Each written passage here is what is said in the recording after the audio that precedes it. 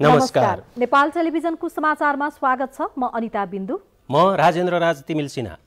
सुरुमा प्रमुख समाचार।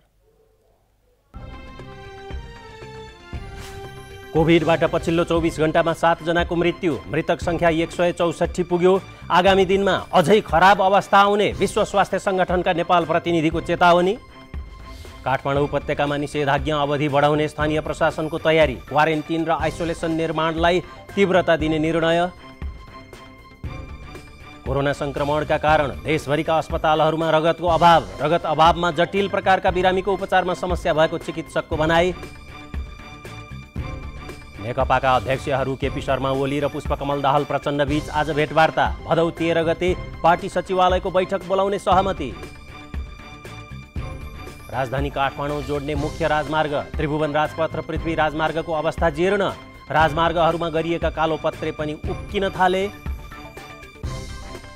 विश्वमा कोरोना संक्रमितको संख्या 2,38,00,000 भन्दा बढी, 8,17,000 बढीको मृत्यु। भारतमा कोरोना संक्रमितको संख्या 31 लाख नाग्यो। समाचार अब विस्तारमा। पछिल्लो 24 घण्टामा नेपालमा भाइरस संक्रमणका कारण 1 जना महिला र 6 जना पुरुष गरी 7 जनाको निधन भएको छ।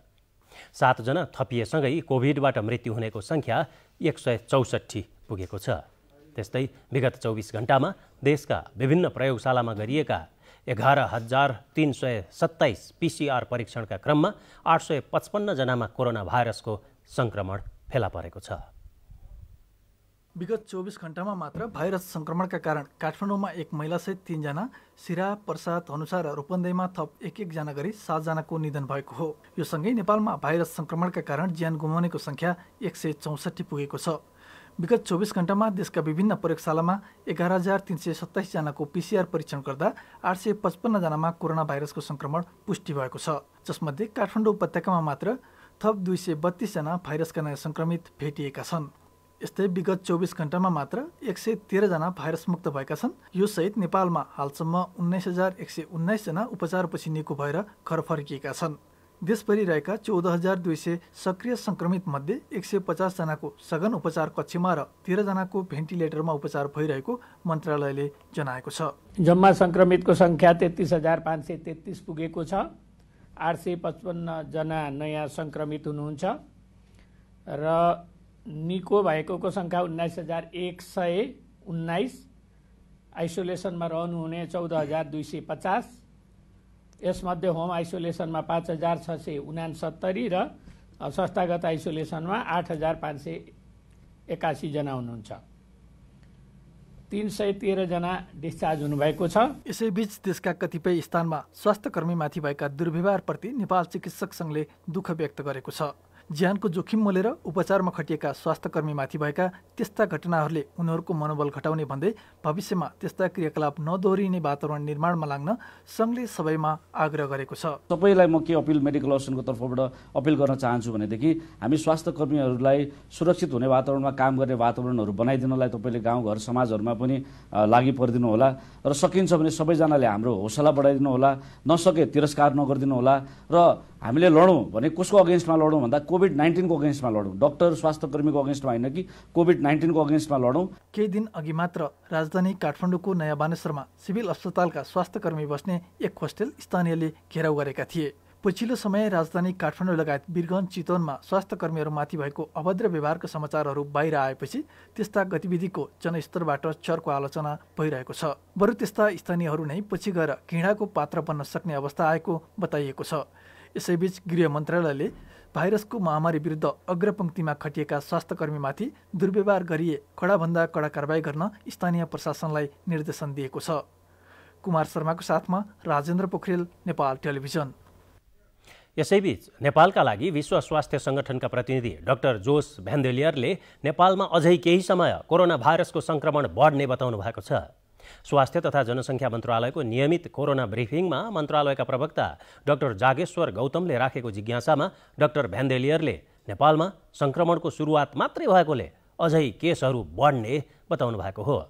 आगामी हप्ता तथा महिनामा अझै धेरै केसहरू र खराब परिस्थितिको सामना गर्नुपर्ने भन्दै यो सुरुवात मात्र भएको तर आत्तिहाल्नुपर्ने अवस्था भने नआइसकेको डाक्टर जोस भ्यान्डेलियरको भनाइ छ। आगामी महिनाहरूमा यहाँनिर मानिसहरूले के बुझ्न एकदम जरुरी छ भने यो सुरुवात मात्र हो र परिस्थिति अझै नराम्रो हुनेवाला छ। नेपालमा धेरैभन्दा धेरै केसहरू चाहिँ अहिले देशभरि नै देखिराखिएको छ र हामीले चाहिँ अब अलिकति वृद्ध अवस्थाका व्यक्तिहरूमा बढी केसहरू पनि देख्न थाल्नेछौँ, जबकि पहिला चाहिँ आप्रवासी युवाहरूमा थियो बढी केसहरू थियो। अहिले चाहिँ अब यो मर्ने व्यक्तिहरूको सङ्ख्या पनि बढिराखेको छ। यसको एउटा प्रमुख कारण भनेको यो बढी उमेरका व्यक्तिहरूलाई चाहिँ यो सङ्क्रमण हुँदाखेरि उहाँहरूको मृत्यु हुने दर अलिक बढी हुन्छ। कोरोना प्रभावित पर्सामा बिरामीको चाप बढेसँगै प्रदेशकै ठूलो कोरोना अस्पताल सञ्चालनको तयारी थालिएको छ। संक्रमितको संख्या अधिक भएपछि बेड अभावको समस्या झेलिरहेको पर्सामा नयाँ अस्पताल सञ्चालनमा आएपछि बिरामीहरूलाई थप राहत पुग्ने अपेक्षा गरिएको छ। पर्सामा कोरोना संक्रमित बिरामीहरूको संख्या अत्याधिक रूपमा बढेपछि नेशनल मेडिकल कलेजको भवनमा छुट्टै कोभिड अस्पताल सञ्चालनको तयारी थालिएको छ। आउने शुक्रबारबाट सञ्चालनमा आउने अपेक्षा गरिएको सो कोभिड उपचार केन्द्र प्रदेश 2कै ठूलो कोभिड अस्पताल हुने बताइएको छ। मेडिकल कलेजको भवनमा सञ्चालन हुने सो उपचार केन्द्रको बेड क्षमता 162बाट 300 सम्म पुर्याउने लक्ष्य राखिएको मेडिकल कलेजका निर्देशक डाक्टर प्रमोद सराफले जानकारी दिनुभयो।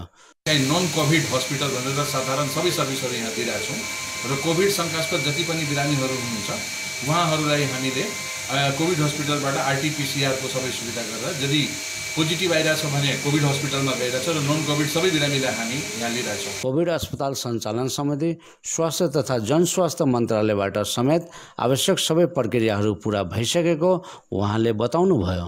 अहिले मेडिकल कलेजको छुट्टै भवन र ब्लकहरूमा आइसोलेसन बेडहरू निर्माण भइरहेको छ।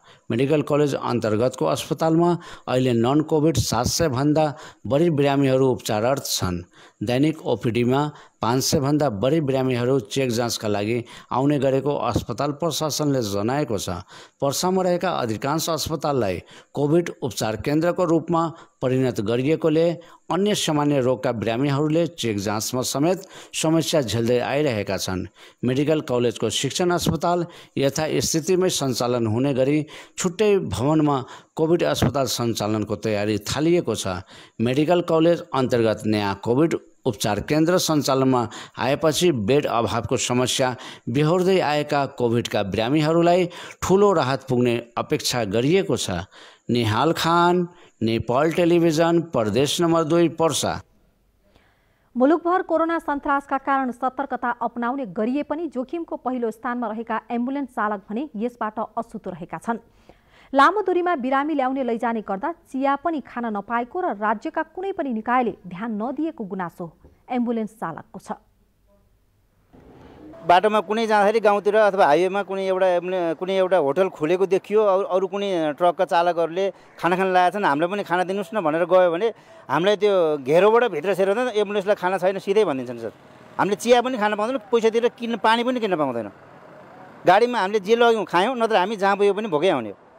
कसैले हामीलाई अहिले एम्बुलेन्स चालक आयो दुःखमा छ यसलाई खाना दिउँ भनेर कसैले सोध्दैन। एम्बुलेन्स आयो कि त्यो कोरोना आयो? नेपालीको अहिले सोचै यही छ, एम्बुलेन्स देख्ने बित्तिकै एम्बुलेन्स होइन कि कोरोना आयो। त्यसै पनि एम्बुलेन्स चालकको आफ्नै पीडा हुन्छ।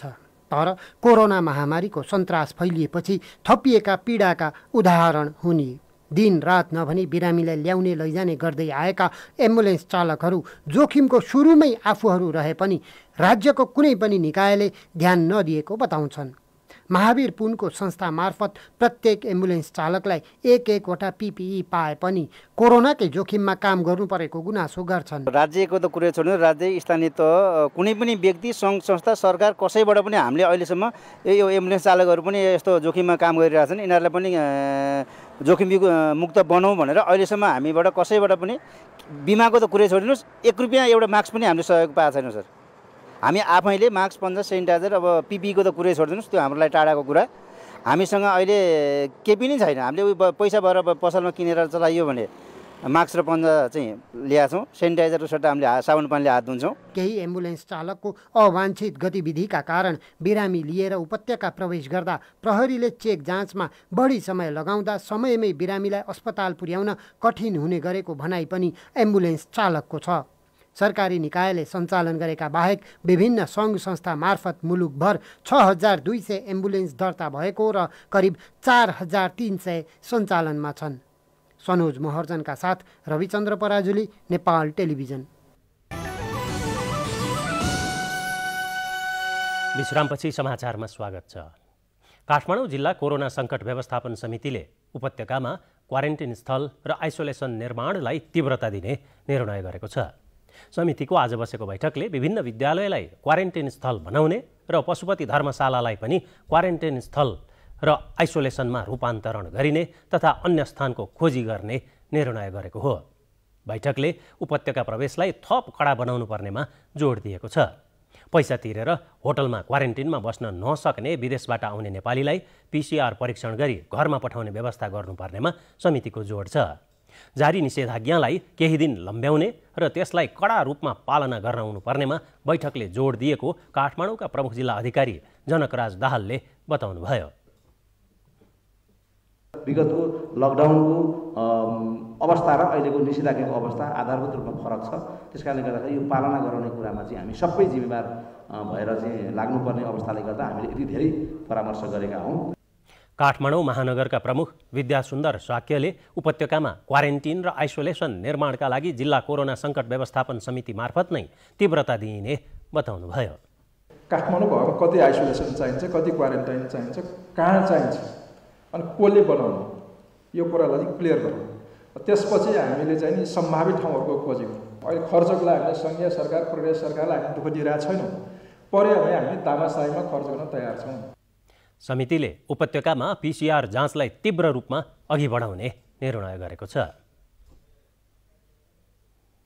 बारामा जिल्लाभर कोरोना संक्रमण बढ्न थालेपछि बारा जितपुर सिमरा उपमहानगर वडा नम्बर 23 का वडा अध्यक्ष असलम देवानले आफ्नै लगानी र केही उद्योगीको सहयोगमा 30 बेडको आइसोलेसन निर्माण गर्नुभएको छ।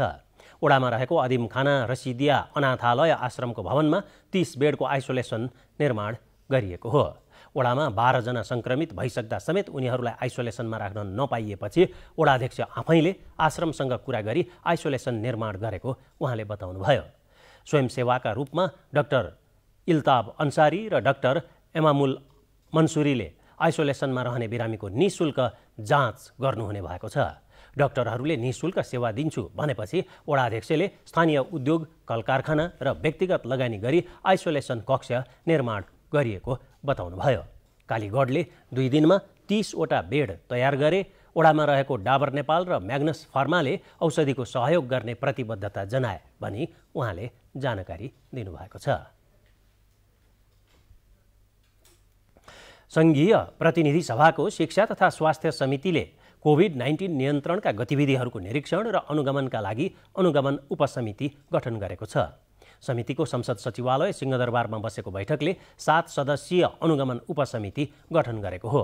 समितिले चिकित्सक, नर्स लगायत कोरोना भाइरस संक्रमितहरूप्रति घृणा र भेदभाव नभई सम्मान बढाउने कार्य गर्न सबैलाई आग्रह गरेको छ। समितिले सरकारलाई कोभिडसँगै अन्य गम्भीर प्रकृतिका बिरामीहरूको उपचारमा पनि उचित ध्यान दिन निर्देशन दिएको छ। त्यसैगरी विदेशबाट आउनेहरूलाई अनिवार्य क्वारेन्टिनमा राख्न, खाद्य वस्तुहरू किन्न लाग्ने भिडबाट संक्रमण फैलिन सक्ने हुँदा पसलहरू चरण-चरणमा खोल्ने व्यवस्था गर्न र PCR टेस्टको सङ्ख्या बढाउन समितिले सरकारलाई निर्देशन दिएको छ। PCR टेस्ट गरिसकेपछि त्यसको रिपोर्ट आउने जो ढिलाइ भइरहेछ, यो ढिलाइ हुनेले असाध्य मान्छेहरू तडपिरहेछ। 24 घण्टाभित्र जसरी पनि त्यो PCR रिपोर्ट चाहिँ सम्बन्धित निकायहरूलाई जानकारी दिनुपर्ने, मेसेन्जर, त्यसपछि भाइबर, त्यसपछि मेलमा, फोनबाट तुरुन्तै जानकारी दिने व्यवस्था चाहिँ सरकारले गर्नुपर्छ भन्ने म राख्न चाहन्छु। समिति सभापति जयपुरी घरतीको अध्यक्षतामा बसेको बैठकमा सांसदहरूले संक्रामक रोग ऐन 2020 अपर्याप्त भएको उल्लेख गर्दै अध्यादेशबाट भए पनि कोभिड नियन्त्रण र व्यवस्था गर्नुपर्ने धारणा राख्नु भएको थियो। कोरोना संक्रमित व्यक्ति बसेको नभई अर्कै ठेगाना सार्वजनिक हुने गरेका कारण महामारी नियन्त्रण नभई उल्टो थप फैलिन सक्ने आशंका सांसदहरूले बैठकमा व्यक्त गर्नुभएको थियो। कोरोना भाइरसको संक्रमण भएमा जोसुकै व्यक्ति पनि अनिवार्य रूपमा आइसोलेसनमा बस्नुपर्छ। तर अस्पतालकै आइसोलेसनमा बसेका कतिपय संक्रान्तहरू स्वास्थ्यकर्मी तथा सुरक्षाकर्मीको आँखा छलेर भाग्ने गरेका छन्। आइसोलेसनमा बसेका कोरोना संक्रान्त भागेमा त्यसले कस्ता जोखिम निम्त्याउँछ त भन्ने बारेमा तयार पारिएको प्याकेज कोरोना केयर अबको प्रस्तुतिमा।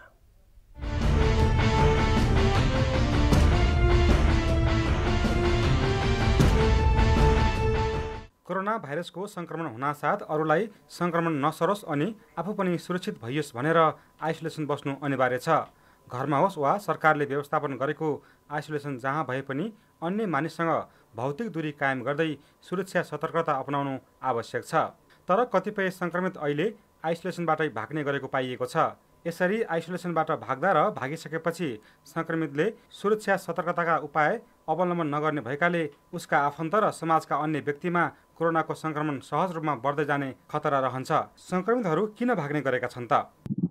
किन भाग्छन् भन्दाखेरि अब धेरै जसो चाहिँ हाम्रो चाहिँ जुन आइसोलेसन वार्डमा भर्ना भएका हुन्छन् अलिकति त अब यहाँलाई थाहा छँदैछ अलि तनावमा चाहिँ हुन्छन् कि अब यो विश्वमै फैलिएको यो कोभिड-19ले गर्दाखेरि अब हामीले चाहिँ दिनहुँ चाहिँ यति मान्छेको मृत्यु भयो यस्तो भयो भन्ने कुराहरू सुनिराखेका हुन्छ न्युजहरू मार्फत। अनि त्यो कारणले नि अलिकति उनीहरू चाहिँ अलिकति तनावमा पनि हुन्छन् र त्यो हिसाबले गर्दाखेरि अब त्यो भित्र चाहिँ उनीहरूको धेरै डिमान्डहरू पनि हुन्छ। जस्तै सबै कुराहरू अब यो भएन त्यो भएन यस्तो चाहियो हामीलाई यस्तो हुनु पर्यो अब खानेकुराकै हकमा पनि खाना यस्तो हुनु पर्यो अलिकति स्ट्यान्डर्ड हुनु पर्यो भन्ने कुराहरू चाहिँ उहाँहरूले बेला बेलामा माग चाहिँ राख्ने गर्नुहुन्छ होइन। अब यहाँको खाना मिठो भएन अब हस्पिटलको खाना मिठो भएन अलिकति राम्रो प्रकारले चाहिँ अलि फरक तरिकाले चाहिँ हामीलाई चाहिँ खानाको व्यवस्थापन हुनु पर्यो। यस्तो पानीको कहिलेकाहीँ केही समस्याहरू भयो यस्तो भयो विभिन्न किसिमका सरकारी कुराहरूदेखि लिएर भए सम्पूर्ण सेवा भए पनि उहाँहरूको गुनासो चाहिँ दिन प्रतिदिन हामीले चाहिँ सुनिराख्छौँ होइन। हाम्रो तर्फबाट उहाँहरूले गुनासो नआओस् भनेर हामीले लागिराखेका हुन्छौँ तैपनि केही न केही गुनासाहरू उहाँहरूबाट चाहिँ हामीले सुन्ने गर्छौँ र यो पनि एउटा कारण हुनसक्छ जस्तो लाग्छ। र अर्को चाहिँ अब आइसोलेसनभित्र 2 हप्ता 3 हप्ता बसिराख्दाखेरि मान्छे एउटा मोनोटोनस हुन्छ, कहीँ जानु पाएको छैन, यताउति घुम्न पनि पाइँदैन, यताउति हेर्न पनि धेरै जसो चाहिँ आइसोलेटै भएर बस्नुपर्ने अवस्था हुन्छ। र त्यो कारणले गर्दाखेरि पनि उनीहरू चाहिँ भाग्नतिर प्रेरित हुन्छन् कि जस्तो लाग्छ मलाई। आइसोलेसनमा विभिन्न क्षेत्रबाट संक्रमितहरू आउने भएकाले सबैको स्वभाव एउटै हुँदैन, जसले समायोजनका लागि केही समस्या आउने गरेको छ। परिपक्व उमेर नहुँदा पनि कतिपय संक्रमितहरू आइसोलेसनबाट भाग्ने गरेका छन्। यसरी संक्रमित व्यक्तिहरू भागेमा समुदायमा कोरोना फैलिने उच्च जोखिम हुन्छ। संक्रमित भागेपछि समुदायमा खतरा र जोखिमका विषयमा सचेतना जगाउन आवश्यक रहेको चिकित्सकहरू बताउँछन्। धेरै जस्तो त अब अलिकति मानसिक रूपमा तनाव लिएर बस्ने मान्छे व्यक्तिहरूमा पनि हुन्छ र त्यस्तो भित्र चाहिँ अब विभिन्न सेक्टरबाट आएका हुन्छ नि त मान्छेहरू। अब जस्तै यो संक्रमित हुनेहरू धेरै जसो विभिन्न सेक्टरबाट आएका हुन्छन् र सबैको स्वभाव एउटै हुँदैन, त्यहाँभित्र बस्नेहरूको पनि फरक फरक स्वभावका व्यक्तिहरू हुन्छन् होइन। र त्यो कारणले गर्दाखेरि अलिकति जो अलि बुझेको छ जसले चाहिँ अलिकति चाहिँ म संक्रमित भएँ र म यदि बाहिर भागिहालेँ म समुदायमा गएँ भने मैले धेरै मान्छेलाई मैले संक्रमित गर्न सक्छु र अरूलाई पनि यो हानि हुन्छ भन्ने जसले चाहिँ भित्री भावनाबाट उसले सोच्छ भने ऊ चाहिँ त्यो काम चाहिँ गर्नतिर लाग्दैन। जो चाहिँ अलिकति उमेरले पनि भनौँ न यो जुन अब हाम्रो यहाँ पक्कै पनि त्यो कुरा होला हाम्रो यहाँ हस्पिटलबाट पनि एकजना व्यक्ति भागेकै कारणले गर्दाखेरि यो कुराहरू जोडिन आएको जस्तो लाग्छ मलाई। यहाँ बस्ने जुन व्यक्ति भाग्नु भएको छ उहाँ 19 वर्षको हुनुहुन्थ्यो। अब त्यही हो भर्खर यताउति गरेर हिँड्ने मान्छे अब ठ्याक्कै यस्तोमा आइसकेपछि यो उहाँहरूले चाहिँ अरू धेरै कुरा नसोचिकन यस्तो ठाउँमा बस्नुभन्दा म बरु घरमै गएर अथवा लुटेरै बस्छु भन्ने हिसाबले भागेको हो कि जस्तो नि लाग्छ मलाई। संक्रमितहरूलाई राम्रो वातावरणमा राख्ने प्रयास आइसोलेसन केन्द्रहरूले गर्दै आएका छन्। आइसोलेसन केन्द्रको व्यवस्था राम्रो भए संक्रमित त्यहीँ रमाउने भएकाले मनोरञ्जनका क्रियाकलापमा पनि संलग्न गराउन थालिएको छ। यो सँगै अन्य सुविधा पनि पुर्याउने प्रयास हुँदै आएका छन्। हरेक व्यक्तिले सरकारले जारी गरेका स्वास्थ्य सुरक्षा सम्बन्धी निर्देशिका र मापदण्डको पालना गर्न सकिए कोरोना संक्रमण नियन्त्रण र रोकथाममा सहयोग पुग्नेछ। सुरक्षाका मापदण्डको पालना गर्दै आइसोलेसनमा बस्दा प्रत्यक्ष स्वास्थ्य कर्मीको निगरानीमा रहन सकिन्छ। तर आइसोलेसनबाट भागेर बाहिर जाँदा स्वास्थ्य उपचार नपाउनेदेखि सामाजिक रूपमा राम्रो दृष्टिकोण नबन्ने भएका कारण आइसोलेसनमै बस्नुपर्छ। मेडिकल पर्सपेक्टिभबाट हेर्ने हो भने त यो त धेरै खतरनाक हो नि त होइन।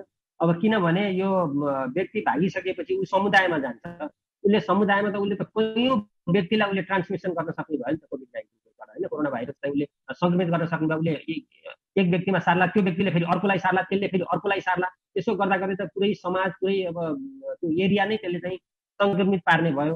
अथवा अझै झन् यदि त्यो व्यक्ति चाहिँ झनै यताउति धेरै नै हिन्डुल गर्ने हो भने त झनै अरू समुदायमा चाहिँ ठुलो समस्या ल्याउँछ जस्तो लाग्छ मलाई यसरी भाग्दाखेरि। कोरोना तीव्र रूपमा फैलिने भाइरस हो। एउटा संक्रमित व्यक्तिले धेरैलाई संक्रमण सार्न सक्छ। यो अवस्थामा संक्रमित व्यक्तिले आफ्नो परिवार र समाजलाई सुरक्षित राख्न अनिवार्य रूपमा आइसोलेसनमा बस्नै पर्छ।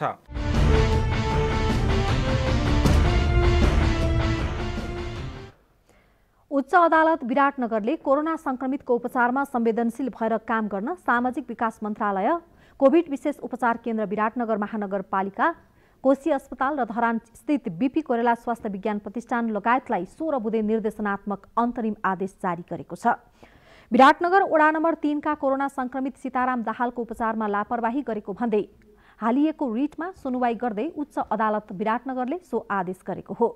उच्च अदालत विराटनगरका मुख्य न्यायाधीश तिल प्रसाद श्रेष्ठ र न्यायाधीश प्रेमराज कार्कीको संयुक्त इजलासले कोरोना उपचारमा विशेष सक्रियता देखाउन, पीसीआर परीक्षणको रिपोर्ट तत्काल दिने व्यवस्था मिलाउन, अन्य रोगको बिरामीलाई उपचार सेवा उपलब्ध गराउन लगायतको निर्देशनात्मक आदेश भएको उच्च अदालत विराटनगरका सूचना अधिकारी ओम सुवेदीले जानकारी दिनुभयो। लगायतका कोभिडको उपचार गर्ने पद्धतिमा अहिले देखिएका सानातिना इररहरू जो निवेदकले उठाएका छन्, यी विषयमा आवश्यक सुधार गर्ने भन्ने ढङ्गले यो सामाजिक विकास मन्त्रालय, कोभिड अस्पताल, बीपी कोइराला स्वास्थ्य विज्ञान प्रतिष्ठान लगायतका विपक्षीहरूका नाममा चाहिँ त्यो आदेश जारी भएको छ। यसैबीच विराटनगर स्थित कोशी अस्पताल र धरान स्थित बीपी कोइराला स्वास्थ्य विज्ञान प्रतिष्ठानको ओपीडी सेवा बन्द गरिएको सम्बन्धमा उच्च अदालत विराटनगरमा हालिएको रिटमा विपक्षीहरूलाई भाद्र 15 गते छलफलका लागि बोलाउने आदेश भएको छ। कोरोना भाइरसको संक्रमण बढेसँगै देशभरि नै रगत सङ्कलन गर्ने कार्य रोकिँदा अस्पतालहरूमा रगतको अभाव भएको छ। संक्रमणको त्राससँगै निषेधाज्ञा र लकडाउनका कारण रक्तदान कार्यक्रमहरू हुन नसक्दा रगतको अभाव भएको भनाई सम्बद्ध अधिकारीहरूको छ। राजधानी लगायत देशभरकै अस्पतालहरूमा रगतको अभाव छ। कोरोना भाइरसको संक्रमण बढेसँगै लगाइएको निषेधाज्ञा र यसअघि लगाइएको लकडाउनका कारण रगत सङ्कलन गर्न नसक्दा रगतको अभाव भएको जनाइएको छ। मुटु, मृगौला, हेमोफेलिया लगायतका रोगीका साथै शल्यक्रिया गर्नुपर्ने सबै बिरामीका लागि रगत अनिवार्य रहेको नेपाल रेड क्रस सोसाइटीकी निर्देशक डाक्टर मनिता राज कर्णिकारले बताउनुभयो। कोरोना अलि इन्क्रिज भइरहेको छ काठमाडौँ भ्यालीमा पनि, त्यो कारणले गर्दा पनि मान्छेहरू बाहिर आउन अलि डराएका छन् र क्याम्पहरू पनि क्यान्सल भएर डोनरहरू पनि अब यो एक्सेस नभएको, आउन मिल्ने नमिल्ने अलिकति मान्छेहरूलाई भ्रम र अलि कन्फ्युजन पनि भएको। अब यही कारणले चाहिँ अलिकति यो डोनेसन प्रोग्रामहरूलाई एम्फासिस दिएर यो एक्सेस दिने डोनर अर्गनाइजेसनहरू, डोनर रक्तदाताहरूलाई भनेर हामी भनिरहेछौँ। कोरोना संक्रमितहरूमा पनि सबैमा लक्षण नदेखिएको अवस्थामा संक्रमित पत्ता लगाउनै मुस्किल छ। संक्रमितकै रगत सङ्कलन भएमा त्यसबाट कोरोना सर्ने हो कि भन्ने डर पनि जनमानसमा छँदैछ। तर रगतबाट कोरोना भाइरस सरेको कुनै प्रमाण नभेटिएको निर्देशक राज कर्णिकारको भनाइ छ। यो कोभिड पनि यो ब्लड ट्रान्सफ्युजनबाट चाहिँ सरिँदैन। अब कोभिड भनेको कन्टामिनेसन, अब श्वास प्रश्वासबाट सर्ने भएकोले हामीले चाहिँ त्यसमा पनि डोनरहरूलाई सेफ्टी मेजर्सहरू अपनाउने, सबै सेफ भएको, आफूलाई ज्वरो नआएको, श्वास प्रश्वासमा समस्या नभएको, हैन, रुगाखोकी नलागेको, कतै बाहिरबाट नआएको भनेर केही क्राइटेरियाहरू, केही प्रोटोकलहरू डेभलप गरेका छौँ। त्यो आधारमा हामी कलेक्सन गर्छौँ। रक्त सञ्चार केन्द्रले स्वयंसेवी रक्तदाताबाट सुरक्षा सावधानीका मापदण्डको पालना गर्दै रक्तदाता स्वस्थ र संक्रमण रहित छ भने सुनिश्चित गरेर मात्रै रगत सङ्कलन गर्ने गरेको छ। पछिल्लो समय रक्तदान कार्यक्रमहरू पनि रोकिएकाले रगतको समस्या भएको हो। रगत बिरामीको जीवन रक्षाका लागि नभई नहुने हुँदा रक्तदान र रक्त सङ्कलनमा कहीँ कतै बाधा नगर्न आग्रह गरिएको छ। क्यामेरामा शिव पङ्गिनीका साथ सुभद्रा गौतम, नेपाल टेलिभिजन, काठमाडौँ। विराटनगर महानगरपालिकाका सफाई कर्मचारीहरूले आन्दोलन गरेपछि विराटनगरको फोहोर उठाउन बन्द भएको छ। महानगरपालिकाको फोहोर उठाउने ठेक्का लिएको कम्पनीले सफाई कर्मचारीलाई हटाएपछि उनीहरू आन्दोलित भएका हुन्। करिब 160 जना सफाई कर्मचारीहरू रहेकामा तलब दिन नसक्ने भन्दै कम्पनीले आधा कर्मचारी कटौती गरेको थियो। एकाएक हटाएपछि उनीहरूले निषेधाज्ञाका बीचमा पनि विराटनगरको घाँस चोकमा विरोध प्रदर्शन गरेका छन्। हटाइएका कर्मचारीहरूले सबैलाई जागिर दिनुपर्ने र सफाई कर्मचारीहरूको कोरोना बीमा गराउनुपर्ने माग गरेका छन्। सफाई कर्मचारीहरूले आन्दोलन गरेपछि विराटनगरका चोक चोकमा फोहोर थुप्रिएका छन्। विश्रामपछि समाचारमा स्वागत छ। अब राजनीतिक खबर। नेपाल कम्युनिस्ट पार्टीका अध्यक्षहरू केपी शर्मा ओली र पुष्पकमल दाहाल प्रचण्ड बीच आज भेटवार्ता भएको छ। प्रधानमन्त्री निवास बालुवाटारमा करिब 2 घण्टा दुई अध्यक्षबीच छलफल भएको थियो। दुई अध्यक्षबीच भएको भेटवार्तामा भदौ 13 गते 11 बजे पार्टी सचिवालयको बैठक बोलाउने सहमति भएको प्रधानमन्त्रीका प्रेस सल्लाहकार सूर्य थापाले जानकारी दिनुभयो। सचिवालय बैठकमा विवाद समाधानका लागि गठित कार्यदलको प्रतिवेदनमाथि छलफल हुने पनि उहाँले बताउनुभयो। पार्टी विवाद समाधानका लागि गठित कार्यदलले प्रतिवेदन बुझाएपछि उहाँहरू बीच भेटवार्ता भएको हो। सिन्धुपाल्चोकको लिदीमा पहिरो विस्थापितहरूलाई स्थानान्तरण गरी पुनर्स्थापित गर्ने प्रयास सुरु गरिएको छ। जिल्लाको 12 विषय भोटेकोशी र जुगल लगायतका स्थानीय तहहरूमा अझै पनि दर्जनौं स्थानका बस्तीहरू पहिरोको उच्च जोखिममा रहेका छन्। जिल्लाको लिदीमा गएको पहिरोका कारण 41 परिवार तत्कालै अन्यत्र सार्नुपर्ने अवस्थामा रहेका छन् भने यहाँका 172 घरधुरी लिदीवासीहरू अहिले पनि पहिरोको उच्च जोखिममा रहेका छन्। अहिलेको लिदी पहिरोमा परि मृत्यु, बेपत्ता, घाइते र विस्थापित हुनेमा भूकम्पपछि यहाँबाट विस्थापित भई केही वर्ष बाँसखर्कमा बसेर पुनः लिदी फर्केकाहरू नै बढिरहेको स्थानीयको भनाइ छ। यहाँ फर्केर जाने मान्छेहरू मात्रै भेट्यो। त्यहाँ मान्छे पहिला त यहाँ आएको थियो त्यो मान्छेहरू।